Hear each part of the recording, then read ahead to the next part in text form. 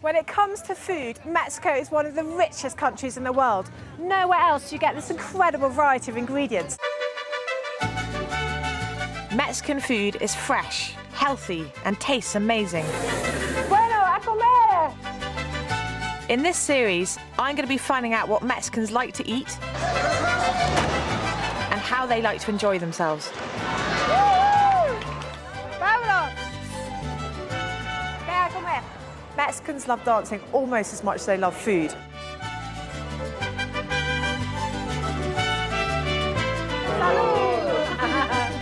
But I'm not just here to have a good time.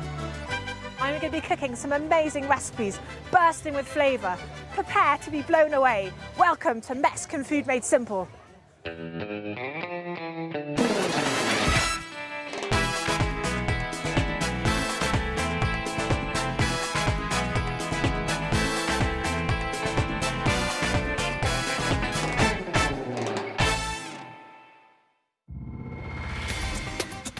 My name is Thomasina Myers. I'm a chef and I run 4 Mexican restaurants in London. I'm travelling around Mexico to find out more about Mexican food. From Mexico City to the central valleys of Oaxaca. From bustling city centres to tiny villages. I'm on the hunt for full-on Mexican flavour. That is so good! I'll be learning from some amazing cooks to find out exactly how they do it. Ah, sí, músculos, músculos. Así. Then back at home in my kitchen, I'm going to show you my simple twists on Mexican recipes. I'm just going to dice them up.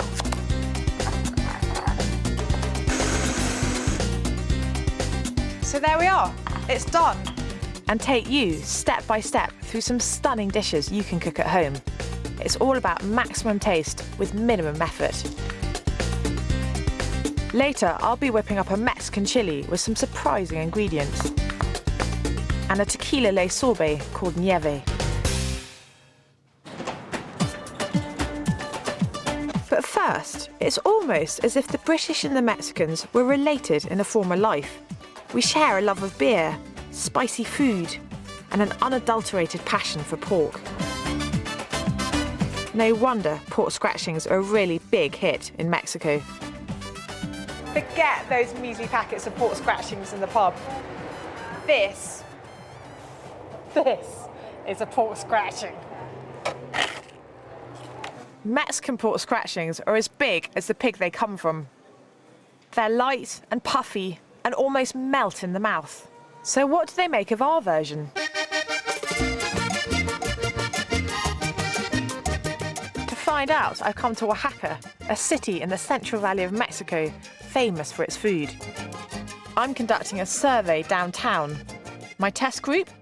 Men with moustaches. Toma. ¿Sí? ¿Te gusta? El chicharrón inglés. ¿Quiere? ¿No? ¿Quiere probar? No. No. Okay. No, he doesn't want to try it. ¿Está bueno?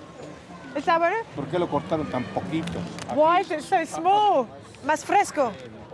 They're saying Mexican's much better because it's bigger, it's fresher. Si no tuviera dientes. Sí. You gotta have really good teeth to bunch of these. He's saying it tastes of chicken. Mexican pork scratchings may be the bee's knees, but when it comes to what goes with them, guacamole, I really like to make a pig of myself. And in Mexico, it's as fresh as it gets. So we're just chucking in the avocado, and this is literally just been peeled. Forget all that stuff you buy in the supermarkets. This is as fresh as you get. Al momento. Al momento. She's saying the most important thing about guacamole is you make it at the moment. And look at it, look at that colour, it's absolutely beautiful.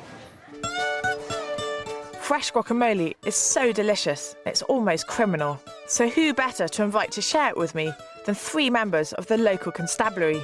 Vamos a comer? Sí. Toma. They're armed, but faced with a plate of guacamole, they're not dangerous. ¿Es bueno el guacamole? It's muy rico, no? They think this is very good guacamole. Come here, come here. See? There's a little story I know about guacamole. The very word avocado comes from the word testicle in the Aztec language. And the reason they called it after testicles is it's incredibly good for the virility. So when the men were out in the pool, they'd always eat avocados first. I'm going to tell them the story. ¿Saben que la palabra para aguacate viene del palabra testículo? I think they think I'm a filthy gringo.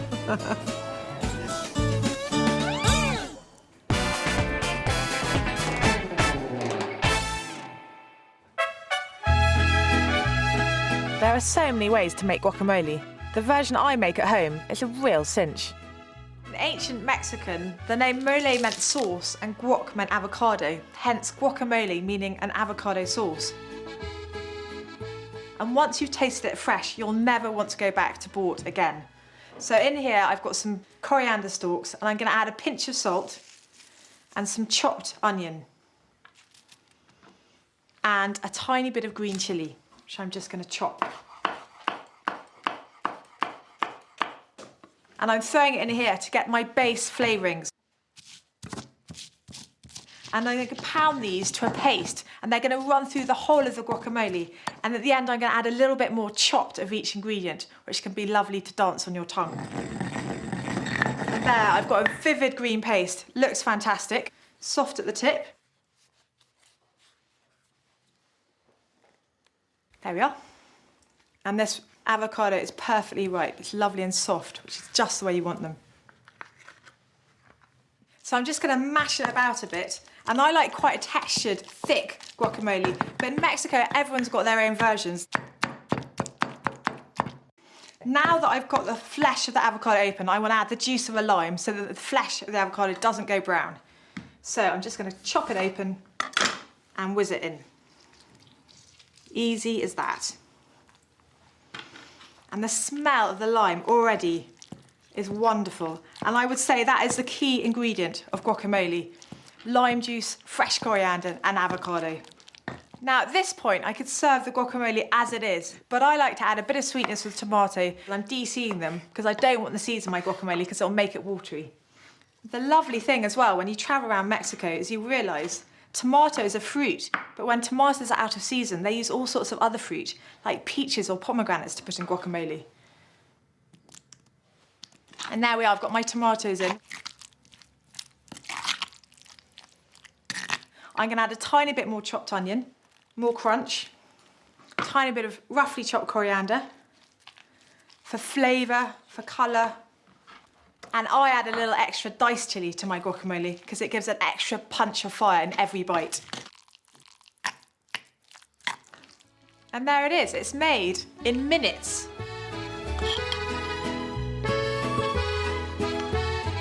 Now, of course, in Mexico, the perfect accompaniment to this is a glass of ice cold beer and a pile of pork scratchings.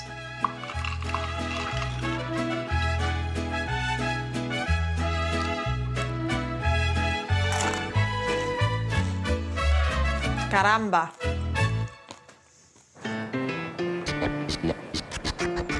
Oaxaca. Over 300 miles southeast of Mexico City is a mecca for anyone mad about Mexican food. I've come here because I want to find out about a Mexican-style chili con carne called picadillo. And no one can make a more perfect picadillo than Chef Alejandro Ruiz, head honcho of restaurant Casa Oaxaca. Fine, thank you. What really intrigues me about Mexican food is here you've got allspice and cloves, which I think of as very English spices. We use a lot of these in old-fashioned English recipes. Yes. And yet you've got these for a Mexican recipe. In London, I'm sure they got it from India. Yeah, And they exactly. incorporated it to the food. And Yeah. it happened the same thing when the Spanish came. They So brought this- all these things. Spanish brought the spices, and then the French came, Yes, and so you've had all these influences. yes. Picadillo is much lighter and quicker to make than a Texan chili con carne. It's basically a beef and pork stew cooked in tomatoes. But what's really different about it is the fruit. It's packed with apples, pears, and even plantain.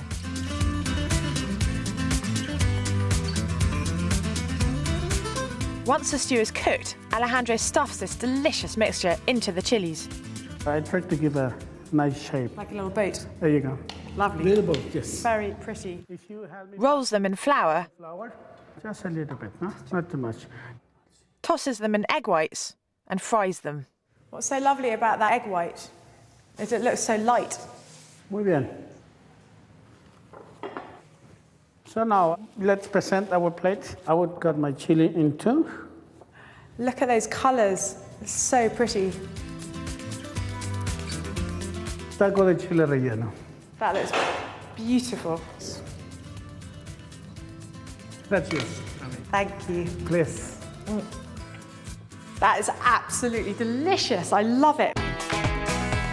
Join me in a moment when I'll be giving you my simple twist on this fruity chili dish and showing you the secret of Mexico's most intoxicating spirit, mezcal. Welcome back. I'm Chef Thomasina Myers, and I'm travelling around Mexico to find out more about the food. Back in my kitchen, I'll show you how to make some simple Mexican dishes. Coming up, a stunning sorbet, spiked with tequila. But first, here's my twist on Mexican chili.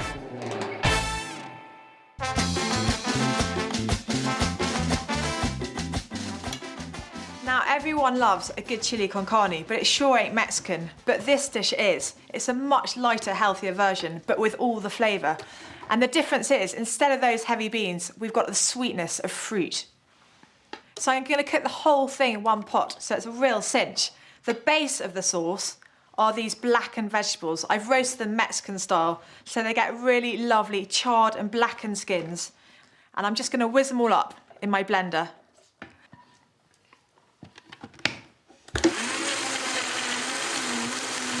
It's a lovely thick consistency, and it really is as easy as that.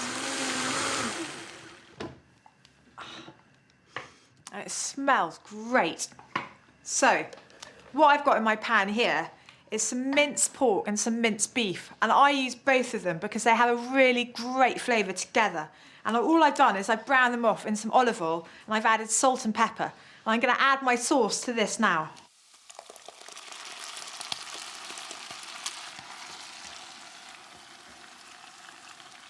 Now I've got my tomato sauce there, I'm going to start with my spices. Now the Mexicans love to use spice in their food, and they really add depth and body to all their meat sauces.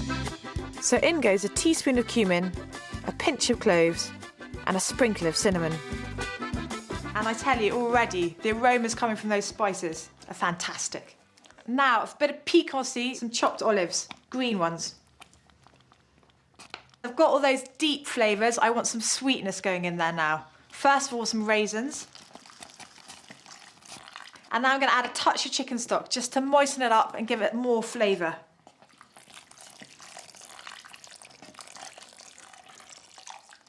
There we are. Perfect. Now the herb, oregano. I absolutely love it. The Mexicans love it even more. They use it fresh, they use it dried. It's got this lovely woody flavour, and it reminds me of the summer. And if in doubt, use lots. And I'm just roughly chopping the oregano because you don't want big leaves in your mouth, and you want all its lovely flavour to go throughout your chilli. In that goes. Now for the star of the show, and this is going to transform your dish from any old chili con carne to a picadillo, a real Mexican chili, the fruit. This banana has a caramel note when it goes into the chili. And the apple has a light fruity flavour.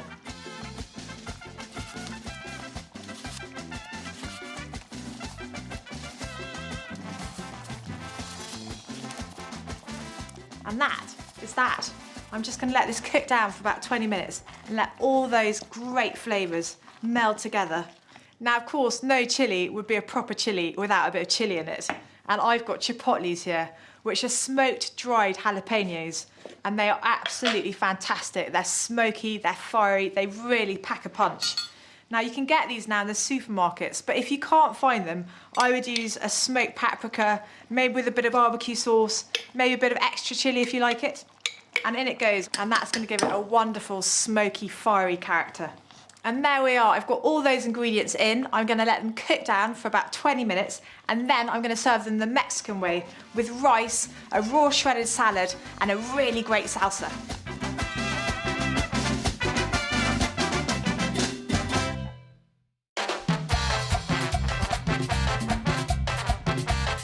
Mezcal. Mexicans call it the elixir of the gods. A lesser known, but more refined relative of tequila. It comes from the agave plant, which grows deep in the central valleys of Mexico. No one knows more about mezcal than artist Ron Cooper. He loves it so much that he moved to Mexico to start up an export business with local producers. Mezcal is the mother of all agave spirits. Our producers are farmers. We don't make our mezcal in factories. It's slow. It's stupidly slow.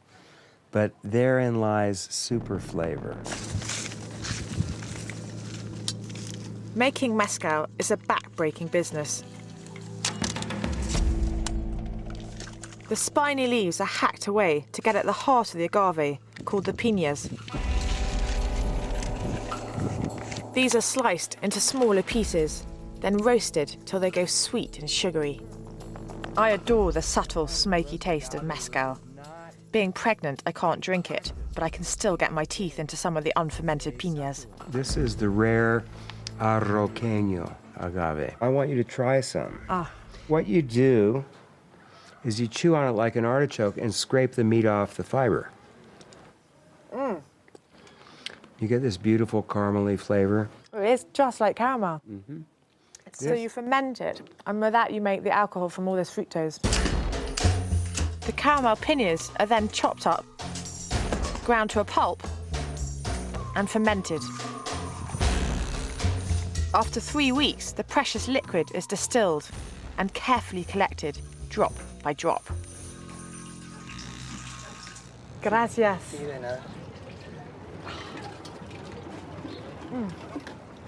And one of my favourite ways to use mezcal is on nieve, Mexican sorbet. And I also make a mean version with mezcal's little brother, tequila. Here's how.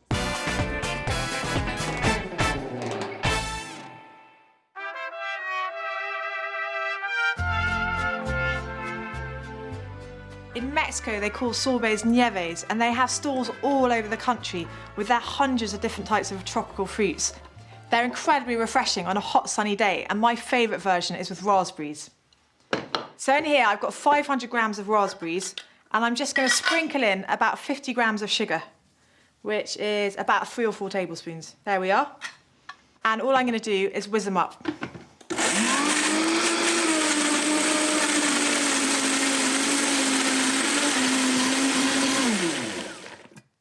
Now that I've whizzed them up, I'm just going to put them through a sieve because I want the nieve to be really smooth. So I'm going to get rid of all those seeds. So I'm just going to pass it through my sieve. And what I love about raspberries is that intense scarlet colour and, of course, the flavour. And that has left behind all those seeds, just left us with a smooth puree. And now I'm going to add my sugar syrup. It's a simple syrup, 150 grams of sugar, 150 mils of water, equal quantities, and I've just dissolved my sugar in the hot water, simmered it, and left it to cool. And now for my lime, the juice of 1 lime, and it really sharpens up all the flavours. In it goes. The final ingredient is very important. Tequila, one of my favourite spirits. Now, the most important thing about this is it's got to be 100% agave, which means it's the pure drink, none of the nasty additives you get in that paint stripper stuff. This stuff won't give you a hangover. I'm just going to add a tablespoon. Anything more than a tablespoon will really bring down the freezing temperature, and you'll find you'll get a really sloppy sorbet. So with my tequila in, that's pretty much it. And I'm just going to pour it out in a shallow Tupperware, and that will help it freeze much quicker. And I'll whack it in the freezer for about 4 hours, and I'll stir it halfway through after about 2 hours, and that will help it get a lovely flaky texture.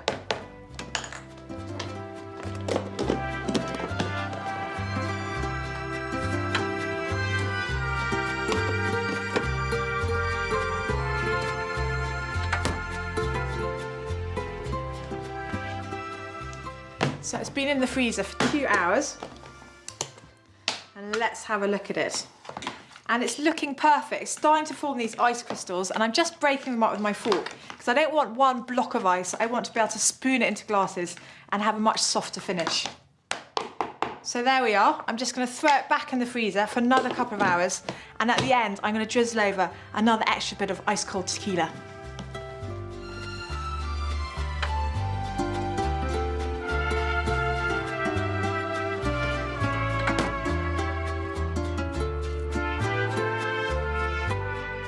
With food this good, your guests are going to love you.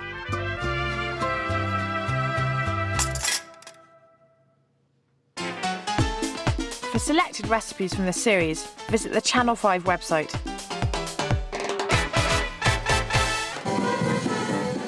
Next time on Mexican Food Made Simple. The Mexicans really know how to throw a good party, and what better reason than a wedding? It's only 8 o'clock in the morning and the celebrations have already kicked off. But forget the music, drinking and dancing. I'm here for the food. Mission Mexican are giving away a spectacular holiday to Mexico for 2, worth over £5,000. The prize includes some fantastic trips to explore the very best Mexico has to offer.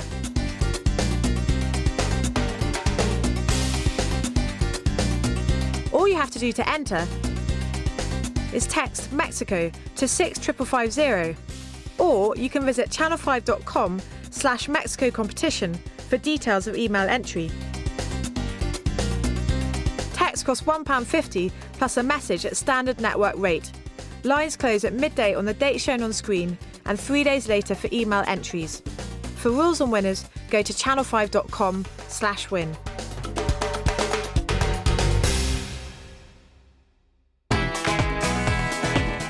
Well, the CSI all-time top 10 continues later, and we're on numbers 4 and 3, so getting very good. Catch them from 9 and stay put, because our new 8 o'clock heroes, Monster Moves, are in just a tick.